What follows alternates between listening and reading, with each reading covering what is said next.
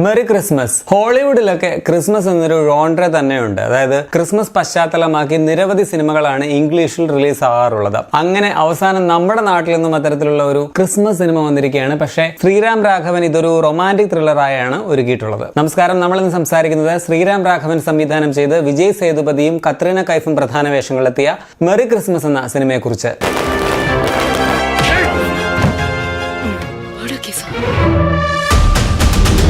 ആദ്യം തന്നെ പറയാം, നല്ല പടമാണിത്. എനിക്കിഷ്ടപ്പെട്ടു. ഭാഗ്യത്തിനാണ് കാണാൻ പറ്റിയെന്ന് പറയാം. കാരണം തിയേറ്ററിൽ തീരെ ആളുണ്ടായിരുന്നില്ല. നാളെ മിക്കവാറും പടം മാറുകയും ചെയ്യും. ഇത് ഇവിടുത്തെ മാത്രം അവസ്ഥയല്ല, കേരളത്തിൽ റിലീസായ മിക്കയിടത്തും പടത്തിന് ആളില്ല. സോ നിങ്ങൾ കാണാൻ ആഗ്രഹിക്കുന്നുണ്ടെങ്കിൽ ഇപ്പൊ തന്നെ കാണുക. ശ്രീറാം രാഘവന്റെ ആദ്യ സിനിമ ഏക് ഹസീന തി 2004 തന്നെ കണ്ട് ഇഷ്ടപ്പെട്ടിട്ടുള്ള ഒരു സിനിമയാണ്. ആ പടം ബേസ് ചെയ്താണ് നമ്മുടെ 22 ഫീമെയിൽ കോട്ടയൊക്കെ വന്നിട്ടുള്ളത്. അതുപോലെ ബദ്ലാപൂർ, അന്ധാധുൻ, ജോണി ഗദ്ദാർ. അന്ധാധുൻ എന്റെ ഫേവറേറ്റ് ആണ് കേട്ടോ. സോ ശ്രീറാമിന്റെ പുതിയ ചിത്രം, അതും വിജയ് സേതുപതി കത്രീന കൈഫ് ടീം ആദ്യമായി ഒന്നിക്കുന്നു. ഇതൊക്കെ സിനിമയെക്കുറിച്ചുള്ള പ്രതീക്ഷകൾ വർദ്ധിപ്പിച്ച കാര്യങ്ങളായിരുന്നു. സോ ഈ പടം ഞാൻ കാണാൻ വേണ്ടി ബക്കറ്റ് ലിസ്റ്റ് വെച്ചിരുന്ന ഒരു സിനിമ തന്നെയാണ്. എന്നാൽ അന്ധാധുൻ പോലെ ഒരു സീറ്റഡ് ആൻഡ് ഫാസ്റ്റ് പേസ്ഡ് ആയിട്ടുള്ള ഒരു ത്രില്ലർ ഒന്നുമല്ല ഇത്. അത് പ്രതീക്ഷിച്ച് നിങ്ങൾ ഈ പടം കാണാൻ പോകരുത്. പക്ഷെ പടം വളരെ സിമ്പിൾ ആൻഡ് ബ്യൂട്ടിഫുൾ ആയിട്ടുള്ള ഒരു റൊമാന്റിക് ത്രില്ലർ ആണ്. മാത്രമല്ല ഇതൊരു സ്ലോ ബേണിംഗ് ത്രില്ലർ ആണ്. ഒരു ആൽഫ്രഡ് ഹിച്ച്കോക്ക് സ്റ്റൈലിലാണ് പടം ഒരുക്കിയിട്ടുള്ളത്. മരിയ, ആൽബർട്ട് എന്നീ രണ്ട് അപരിചിതർ ഒരു ക്രിസ്മസ് സന്ധ്യയിൽ പരിചയപ്പെടുന്നതും എന്നാൽ അവർ വിചാരിക്കാത്ത കുറെ സംഭവങ്ങൾ അന്ന് രാത്രി അവർക്ക് തുടർന്നുണ്ടാകുന്നതുമാണ് ഈ സിനിമയുടെ കഥ.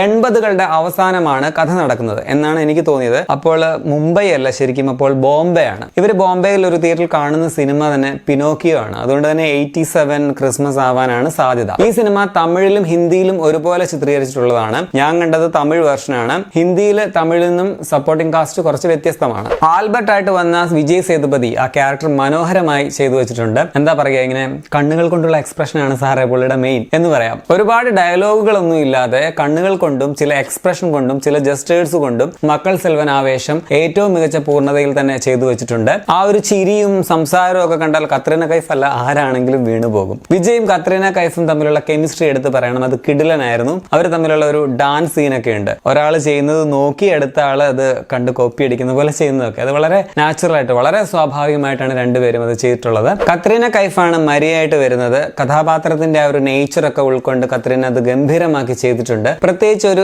ട്വിസ്റ്റിന് ശേഷമുള്ള രംഗങ്ങളിലെ പ്രകടനമൊക്കെ സൂപ്പർ ആയിരുന്നു. ഇപ്പൊ തമിഴ് ലിപ്സിംഗ് ഒന്ന് രണ്ടിടത്ത് ചെറിയ കുഴപ്പമൊക്കെ എനിക്ക് തോന്നിയെങ്കിലും ബാക്കിയെല്ലാം പക്കായിട്ട് ചുണ്ടനക്കം കൃത്യമാക്കിയിട്ടുണ്ട് കത്രീന. പുള്ളിക്കാരിക്ക് ഡബ് ചെയ്തിരിക്കുന്നത് ദീപ വെങ്കട്ടാണ്. നല്ല മാച്ചായിരുന്നു ആ ശബ്ദം. രാധിക ശരത് കുമാറിന്റെ പോലീസ് റോള് കാര്യമായിട്ടുള്ള ഒരു ഇമ്പാക്ട് ഒന്നും ഉണ്ടാക്കിയില്ല. റോണി ആയിട്ട് വന്ന കവിൻ ജയ് ബാബു നല്ല പെർഫോമൻസ് ആയിരുന്നു. ഹിന്ദിയിൽ ഈ റോള് സഞ്ജയ് കപൂർ ആണ് ചെയ്തിരിക്കുന്നതെന്ന് തോന്നുന്നു. രാധിക ആപ്തെ, ഗായത്രി ശങ്കർ എന്നിവർ ക്യാമിയോ റോളിൽ വരുന്നുണ്ട്. പ്രീതമിന്റെ മ്യൂസിക്കും ഡാനിയൽ ബി ജോർജിന്റെ പശ്ചാത്തല സംഗീതവും എടുത്തു പറയേണ്ടതുണ്ട്. പ്രത്യേകിച്ച് BGM ഒക്കെ ഒരു 50കളിലെയും 60കളിലെയും ഒക്കെ കൾട്ട് ഇംഗ്ലീഷ് ത്രില്ലർ സിനിമകളൊക്കെ കാണുന്ന പോലെ വളരെ ക്ലാസി ആയിരുന്നു.